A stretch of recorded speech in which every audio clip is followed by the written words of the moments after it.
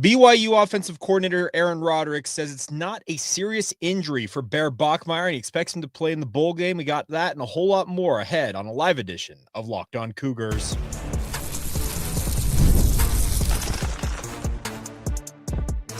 You are Locked On Cougars, your daily podcast on the BYU Cougars, part of the Locked On Podcast Network, your team every day. What's up, everybody? Welcome into Locked On Cougars, your daily podcast focused on the BYU Cougars. Proud to be part of the Locked On Podcast Network, America's #1 sports podcast network. As always, I am Jake Hatch, your host here on Locked On Cougars, and thank you for making this a part of your day. I am a 14-year credentialed media member at BYU and, of course, work for the KSL Sports Zone in Salt Lake City, Utah. Coming up on today's show, we are going to talk about the latest out of BYU football after their first day of practices. I was down there sitting in on media interviews and the like. We'll get to Bear Bachmeier status from Aaron Roderick, some thoughts from Jay Hill, and more. We'll get to all that. We'll also talk BYU basketball. I've got three key things that are concerning to me about this BYU basketball team that I think they need to fix over the next 4 games in the remaining non-conference slate that I think would have them hopefully rolling right into Big 12 play at peak power. And then we'll finish up today's show on the women's volleyball side of things. Heather Olmstead announcing her departure from BYU. We'll talk about that and what it means for the BYU athletic department. It's all brought to you today by our friends over at FanDuel. Of course, the NFL is here, and FanDuel has got all your live betting action courtesy of FanDuel. Go to FanDuel.com and place your NFL live bets all season long. All right, so down at BYU football practice earlier today, Aaron Roderick, right out of the chute, as you would expect, was asked about Bear Bachmeier's health status. And he said that he didn't practice today, speaking of Thursday, their first day of practices. But he did add that he said, is it, quote, not a serious injury, unquote. He said he expects Bear Bachmeier to play, and he based that saying he talked to medical professionals, BYU's team doctors, I'm sure, were a factor in all of that, and he declared Bear Bachmeier capable of playing in the Pop-Tarts Bowl. And that should, I think, calm some fears from Cougar Nation about the status of their quarterback. And I'm interested to see, well, as things progress here, because they will be practicing over the majority of the next 2 weeks. So they'll actually depart for Orlando the week of Christmas. They'll spend a significant portion of that week down there in the Sunshine State.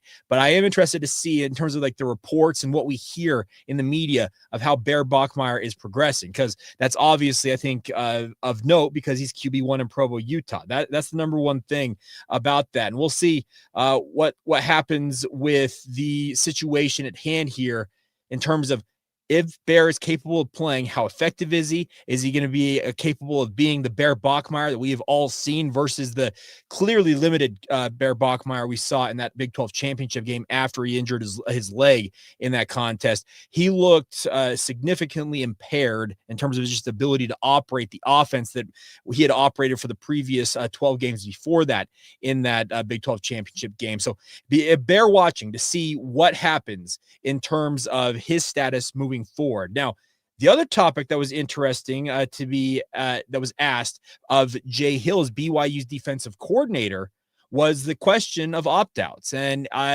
Jay, as he often does, didn't deflect the question, didn't demur on it. He essentially said, we're expected to have most of our guys around. And he uses the term most because I think in this day and age, you can never count everybody on being there. And I think he's also acknowledging that there very well could be some guys who hit the transfer portal. For example, yesterday, if you saw it last night, Dominique McKenzie, a BYU wide receiver, twin of BYU cornerback Marcus McKenzie, announced that he intends to enter the transfer portal. We saw it moments after the Big 12 title game wrapped up. The Mason Waller, another wide receiver, announced that he had his intentions to hit the transfer portal. So you're going to see a handful of these trickle out, it feels like, in the lead up to that bowl game. But it was good to hear Jay Hill make it sound like most of the, I could call them A-listers for BYU, look like they're are at least going to be available for this bowl game. And I think it goes more to the point that Aaron Roderick also talked about when he was asked about kind of the mindset going into this game. He said, no, we want to play good football. We want to finish the season the right way. We don't want to go out with a whimper. They want to go out with a bang. And I understand they're probably still feeling somewhat let down with the fact that they have not made the college football playoff. But I do think that you look at this situation at hand here, this BYU football program's it's not transactional. It really does have a family element to it. And I think that the players in this program I'll take them at face value for what Aaron Roderick and Jay Hill told us, that they expect the guys to go out there and put on a show. I think that Georgia Tech, yeah, you would have probably have liked to have seen that Notre Dame matchup come to fruition. I'm sure many of you out there in Cougar Nation would have liked to have seen them play the Fighting Irish, because that would have been a premier bowl game, like one of the premier non-playoff, if not the premier non-playoff bowl game with those two teams, the first two teams out of the college football playoff. But Notre Dame opted out and is still crowing about all kinds of stuff, it feels like, this week. That's beside the point. But Georgia Tech, good team. And they much like BYU at one point as the season progressed, very much looked like they were going to be in the mix for the college football playoff, and they lost 3 of their last 4 games. So I am genuinely curious to see how they handle all of this. So be very interested to see how BYU handles bowl preparations, because last year they were all business, it felt like, going into that Colorado matchup. Now, Colorado had the Heisman Trophy winner. They had Shedeur Sanders, obviously Deion Sanders, Coach Prime was on the sidelines, and they went in there, and all you watch that game, they absolutely dominated that matchup against the Colorado Buffaloes. And I guess that's the hope here from BYU side of things, is that you get a similar type performance in the Pop-Tarts Bowl against Georgia Tech. I think the culture that Kalani Sitake has instilled on his players is that if you're going to play the game, play it the right way. Like, we're not going to take it easy. We're not going down to Orlando for a vacation. I do think that they are going to look at this as an opportunity to finish the season on a positive note, have a 12th win on their record, and send the guys like a Chase Roberts, Jack Kelly, some of the upperclassmen who are playing their final game, send them out the right way. That's the other thing about this, is you got to look at it that way, that these guys are never going to play for the BYU football program again. Let's make sure that they go out and, as best we possibly can, go out there and play the best game we possibly can muster, and send them out winners, because I think that's an important thing for all these different players. So I am interested to see just ultimately how they approach this, how they handle this moving forward, because it's a very interesting time. Bowl season seems to be more and more becoming almost an afterthought. And I think that what Notre Dame did, because I wanted to see Notre Dame and BYU, but what Notre Dame did is going to give other programs who may be up in their feelings, like maybe upset about the situation they find themselves in, say, no, we're opting out. And I think that's a poor look to have guys opting out. And we'll see. I'm very interested to see the dichotomy of which teams going forward in college football, and this is kind of like a 30,000 foot view, just pulling back for a minute, which teams in college football take the bowl season seriously and which don't. Be very interesting to see where it all goes. All right, so there you go, some updates on football, but it was I thought it was very nice to hear that Aaron Roderick, and he was adamant. You can go find the audio or the video at the various outlets, kslsports.com, where I work, in terms of hearing Aaron Roderick's comments, but he said, quote, "Not a serious injury," unquote, for Bear Bachmeier. Take him at face value, because I don't consider Aaron to be a guy who's going to blow smoke and make things up, and we'll see as it gets closer moving forward here. All right, coming up next, though, need to talk a little BYU basketball. They have got 4 non-conference games remaining, and let's just put it this way. The worst chance, or the least percent chance of BYU losing that game, the most percent chance of losing that game is 4%. They're supposed to pummel their next 4 opponents, but that gives an opportunity for the BYU basketball program to work out some kinks that I think they absolutely need to work on in this final stanza before Big 12 play begins. And we'll get to that next on this live edition of Locked On Cougars. Today's show is brought to you by our friends over at Aura Frames. Now, the holidays are officially here. I don't need to tell that to you guys, which means gift hunting season is on. If you want something meaningful, personal, and guaranteed to get a reaction, Aura Frames is the gift that delivers every single time. It's not just something you wrap. It's a way to share memories, because Aura is not your average picture frame. You can preload the frame with photos before gifting it. So when they plug in, memories are already there. No apps to figure out, no setup headaches, just instant smiles. Grandparents, parents, newlyweds, literally anybody who loves photos would love of one of these frames. Endless uploads of pictures and 30-second videos through the Hour app can be added at any time. You can add personalized messages right inside the frame so the gift feels thoughtful the moment it's open. So for a limited time right now, you can save on the perfect gift by visiting auraframes.com to get $35 off Aura's best-selling Carver matte frames, named at number 1 by Wirecutter. Use the promo code COLLEGE at checkout to save that $35. That's auraframes.com, promo code COLLEGE. The deal is exclusive to listeners, and frames sell out fast, so order yours now to get it in time for the holidays and support Locked On Cougars by mentioning us when you check out. And of course, terms and conditions apply. Check it out today. It's auraframes.com. Using the promo code COLLEGE. Thank you once again for making Locked On Cougars your first listen of the day. All right, if you are a true diehard Cougar fan, I think many of you out there are who are watching this or listening to it, the Everydayer All Access tier of our brand new Everydayers Club is built for you. You get one-on-one text access with myself. Many of you know who are already in there know exactly what we do with that. All access episodes, an exclusive newsletter, and a 15% discount on Locked On on our new Locked On merch store. Like, guys, I'm wearing this Locked On hat. A lot of you asked where you can get stuff like this. Well, this is your chance to do that. So if you want to get more information, head to lockedoncougars.supercast.com to join the Everydayer Club and unlock all access today. You can find the link in the show notes, but once again, check it out. It's the all access tier of our Everydayer Club right here on the Locked On Podcast Network. All right, so BYU basketball is gearing up for their final stands of their non-conference games. And obviously it was a thrilling win over Clemson on Tuesday night. Cool to watch them work their way out and wiggle their way out of a hole, or dig their way out of a hole, I should say, down 22 points. And they've done that a handful of times this season. Well, those games, speaking of the hallmark or the appointment viewing type games for BYU basketball, those are in the rearview mirror. The next 4 games for the BYU basketball program, the percent chances of BYU winning these games are 99, 99, 96, and 99%. They are buy games. They are money games. They're body bag games, whatever you want to term them.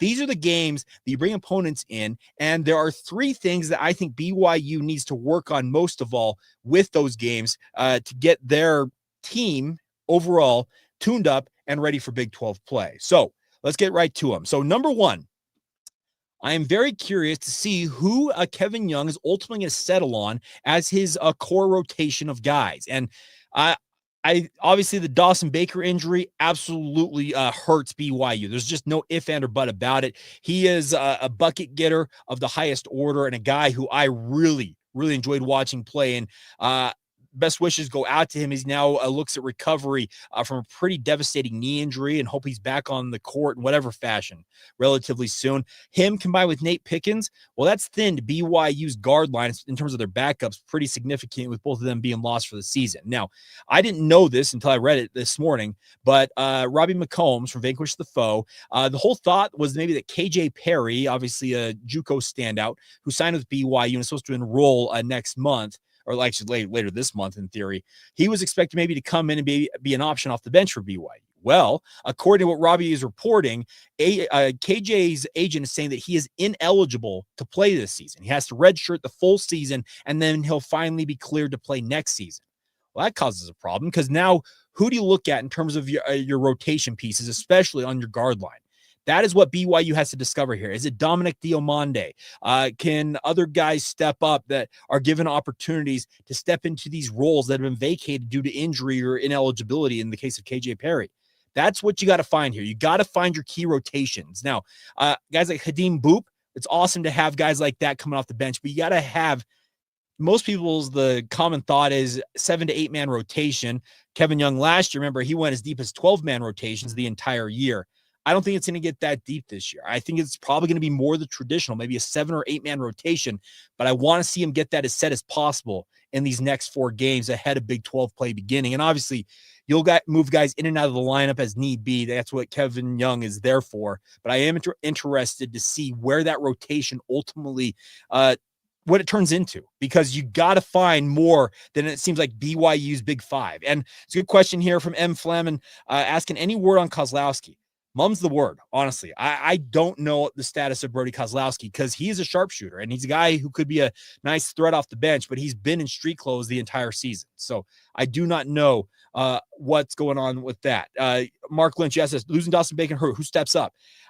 You got to hope that guys like Dominic Diomande step into that role because you got to have somebody. You can't have Rob Wright playing 35 minutes every single night, as much as Rob Wright probably would enjoy playing that much. I'm just saying you got to keep these guys as fresh as possible for the final stanza of the season. So looking at the rotation, that's number one thing. Now, number two is another thing that came from Robbie McComb's report this morning is looking at BYU's front court depth, because obviously we talked about the backcourt mainly there, but Abdullah Ahmed is not going to be ineligible. He's actually eligible to play. And I have been thinking, watching BYU basketball play, how are they going to hold up? How is a guy like Keba Keita going to hold up, especially against some of the bigs in the Big 12?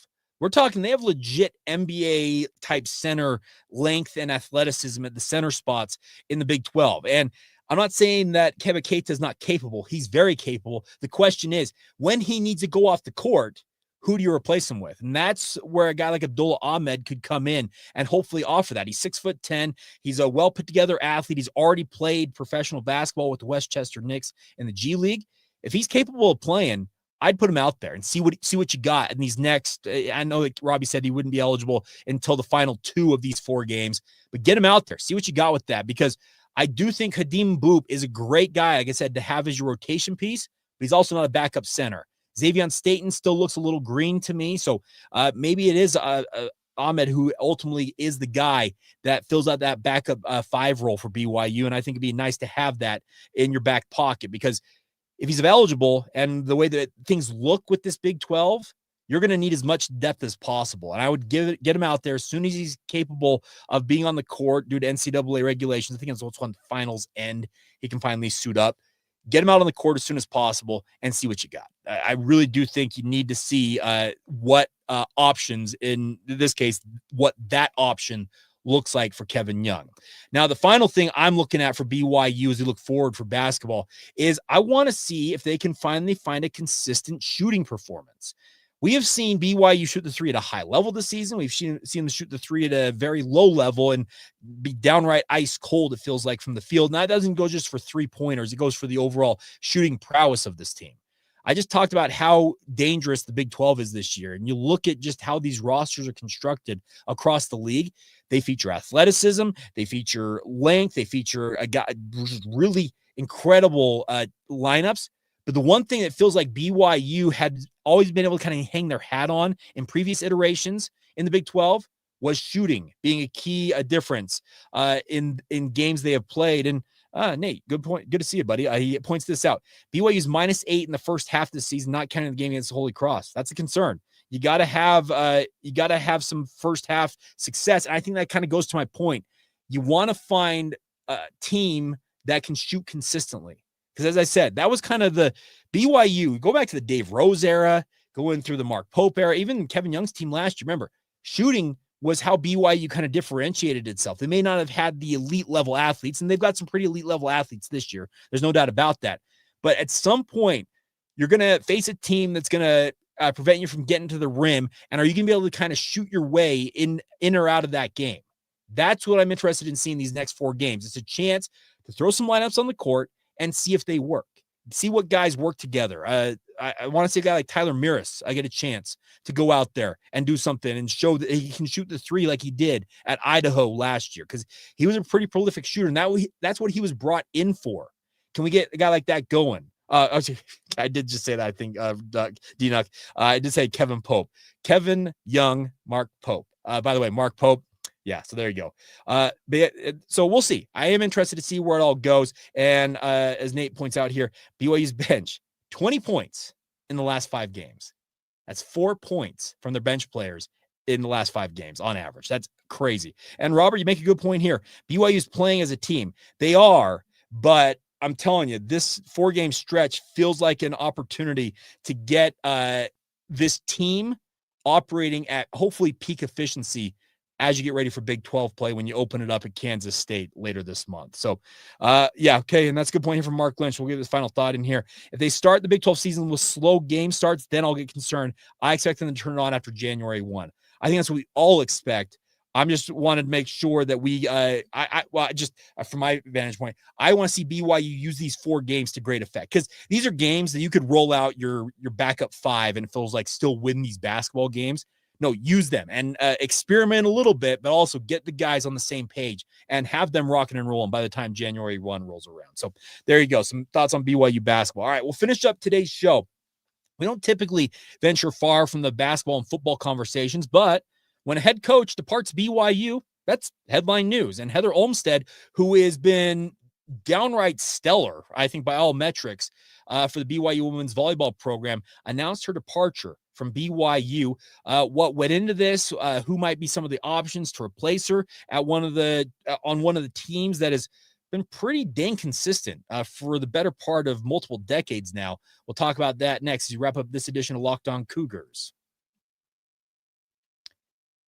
Today's show is brought to you by our friends over at FanDuel. The NFL Sundays, they move fast. One big play, and suddenly everything feels different. Any of you have watched this, you know exactly what I'm talking about. That's what makes live betting with FanDuel so exciting. You're not just watching the game, you're reacting to it literally in live time. With FanDuel, you can place bets on all of it as the action unfolds. Every drive, every momentum swing, and every highlight moment along the way. Live betting is best when the game starts to shift. A receiver gets hot, a defense tightens up, or the momentum flips after a big turnover in these games. Any of you who have watched football know exactly what we're talking about here. They've got live spreads and money lines that adjust instantly. Player props update as guys heat up or cool down. You also can bet next touchdown scores, drive results, totals, and more. It keeps you locked in literally to every snap, every drive, and every possibility. Speaking of our friends over at FanDuel, so if you want to be right in the middle of the action this season, visit FanDuel.com and place your NFL live bets all season long. It's all courtesy of FanDuel. We like to say the game moves fast, and so can you. Thank you once again for making Locked On Cougars your first listen of the day. And thank you once again for making Locked On America's #1 podcast network. All right. If you didn't see it earlier today, and it caught me a little bit by surprise, but an announcement coming earlier this morning that Heather Olmstead, BYU women's volleyball coach, announced that she will, this is quote, she will be transitioning out of her role as head coach of the BYU women's volleyball program to pursue new professional avenues, unquote.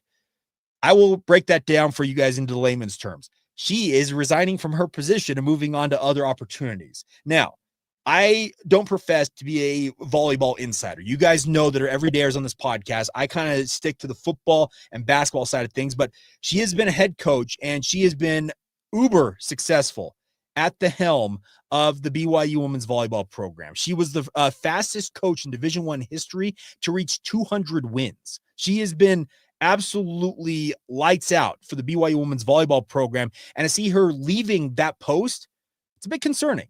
Now, like I said, I'm not going to be able to tell you what caused it, but it also bears watching that players like Suli Davis, who was the Big 12 Freshman of the Year, a first-team All-Big 12 player, she was absolutely lights out this year. If you watch the women's volleyball program, she announced, I think it was actually yesterday, that she's entering the NCAA transfer portal. It might have been 2 days ago. She put a statement out yesterday to essentially say, it wasn't because of Coach Olmstead. It wasn't my relationship with my coaches. I had my other reasons for leaving BYU and entering the portal. Does that mean that they couldn't get her back into the program? Because like I said, you don't find building blocks like that every day. Speaking of freshmen who come in or just instant impact players.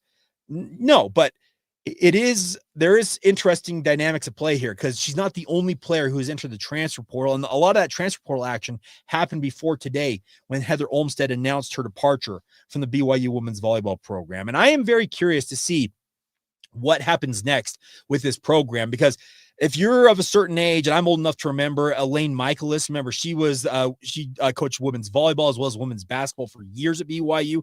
And Elaine is a living legend herself, just an absolutely incredible coach. She had women's volleyball, it felt like every single season they were going to be NCAA tournament caliber. And Heather Olmstead brought that same type of consistency to the BYU women's volleyball program. They dominated in the West Coast Conference. They have been more than competitive since joining the Big 12 Conference. And to see her stepping down now, it's like, okay, so who's next? Who can keep that tradition alive for BYU women's volleyball? The nice part is, and I defer to experts that know more than me on this, and I'm going to quote from Jerem Jordan's post earlier today. He put a handful of options out there, and I knew a couple of the names on this list, and I think that they're the likely options that you'll probably hear a head coach announced from. And first one on his list that I thought of was Rob Nielsen. Now, Rob obviously coached at BYU before going up to Utah State. I think he's won 3 straight Mountain West titles as the head coach of the Aggies women's volleyball program. And Rob, like I said, his ties to BYU would make him a very, very natural successor to Heather Olmstead. And in fact, if I'm not the athletic director, I'm not Brian Santiago, but I'd be hard-pressed to think that Rob Nielsen is not the first call that you make to say, hey, Rob, what's your interest in maybe coming back to BYU? Because he has left BYU. He's had success in Logan. And the one thing that BYU can offer him now is the fact that he can come and be a part of a Power 4 program in terms of being at the G6 level with the Mountain West and Utah State. Other names on this list from Jerem Jordan: Trent Sorensen, who's an assistant at SMU. You have David Height, who is currently going to be serving as the interim head coach as they go through this transition phase. So David Height also on that list. He also mentions Daniel Jones, who's also an assistant coach currently at BYU. Jalen Reyes, who has been working at Nebraska. Now, Jalen is a legend around BYU. He is and at Nebraska, any of you know anything about Nebraska volleyball, it is like second to none. So it'll be interesting to see if they can pull him back from Nebraska. Now, Jerem does point out that Jalen Reyes is not a member of the Church of Jesus Christ of Latter-day Saints. Now, does that make it hard and fast that it's not going to happen? No, because Diljit Taylor, who is the women's cross country and women's track coach, is not a member of the LDS faith, and she's a head coach at BYU. So I think individual circumstances might opt for an opportunity for a non-member to be a head coach. He also mentions Lucas Slabe, who's working with U.S. indoor men's team right now, also not a member. He's got Ryan Millar, obviously a BYU men's volleyball legend. He's at Eastern Illinois. Jeremiah Edwards from Weber State, and then Jason Watson, who's at Arkansas, previously the BYU coach. So there are names to consider. And then Jerem points out that he thinks that Trent and Rob, speaking of Trent Sorensen and Rob Nielsen, he says they are the top 2 LDS candidates in his opinion. So I'm interested to see what happens because women's volleyball, if you've watched how consistently good they've been, they've got a lot to live up to, whoever takes over that job. But it looks like, considering BYU, it does limit its options in terms of coaches, because usually you want somebody who's got ties to the university. More often than not, you do want them to be a member of the Church of Jesus Christ of Latter-day Saints, and you got to consider that and find that right fit for BYU. So I am interested to see who they ultimately hire to lead this program forward, because it's one of those sports that, while it may not have the same popularity as men's basketball and football, it's still an insanely popular sport at BYU. Just turn it on and watch on ESPN Plus. The students pack the Smith Fieldhouse. And in fact, I'll just say this. My thought on the volleyball program is they've got to rebuild the Smith Fieldhouse. They talk about like facility upgrades that they talked about with Kalani Sitake's new contract extension. Well, the facility upgrade that I think needs to happen for BYU athletics is build essentially a new Smith Fieldhouse. Yes, it's an incredible venue, but it's old, folks. It's 70 some odd years old. You could do a lot with a refresh, or at least a rebuild, it feels like, of the Smith Fieldhouse, and make it even better volleyball environment. That's just an aside, in my opinion. So yeah, interested to see, but also do want to say best wishes to Heather Olmstead. She was absolutely electric in her post for the time she was at BYU, and a great representative of the university, and wish her well in whatever is next for her. And obviously bear watching to see who they ultimately hire. But I do think, my opinion is, Rob Nielsen, it starts there. You make the phone call up to Utah State and say, hey, Rob, you want to come back to Provo? And then you move on from there. That'd be my personal first phone call if I was the AD. And final note here, I'll answer this on the way out the door. Riker, right. Enoch Watson joined practice. Did you see him at all today? So Riker, I did not see Enoch at practice today, but I can tell you Enoch Watson is around the BYU football program. He has been living in Provo for weeks now, since returning from his mission for the Church of Jesus Christ Latter-day Saints in Chile. And I had a chance to just chat with him a little bit. This goes back a couple of weeks ago. He is super excited to be a part of the football program. And I can tell you this much, Enoch Watson, he is a quarterback who is going to be in the mix to really compete, it feels like. And that includes the Bear Bachmeiers and the Rider Lions. don't discount Enoch Watson in those conversations about quarterbacks of the future for BYU. He's really, really good. Okay, Mark, good point. Smithfield has need more than a quote refresh. Well, okay. Tear the entire thing down. That's my personal opinion on the matter, but I also don't run BYU athletics. I do think you could do a lot with a brand new building on that property, but that's personal opinion on the matter. But I'm with you.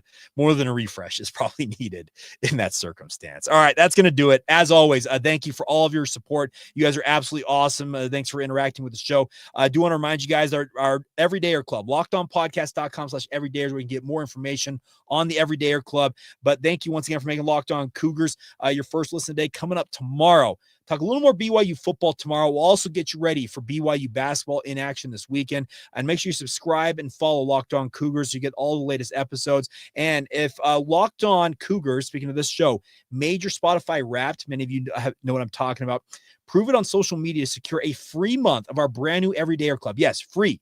Just tag our national Locked On Podcast Network account on any social platform you want to use. Instagram, X, aka Twitter, Facebook. All you do is tag it and they will drop you a code to get a free month. Be one of the first to join the Everydayer Club to get your favorite show ad-free and exclusive access to the members-only Discord channel. And for those on video, we're going to send you right now to our Locked On college football feed. And if you're listening to on audio, check out Locked On Big 12. Drake's doing an incredible job with Locked On Big 12. But as always, once again, thank you for making Locked On Cougars your first listen of the day. And we'll catch you guys again tomorrow as you're an Everydayer right here on the Locked On Cougars podcast.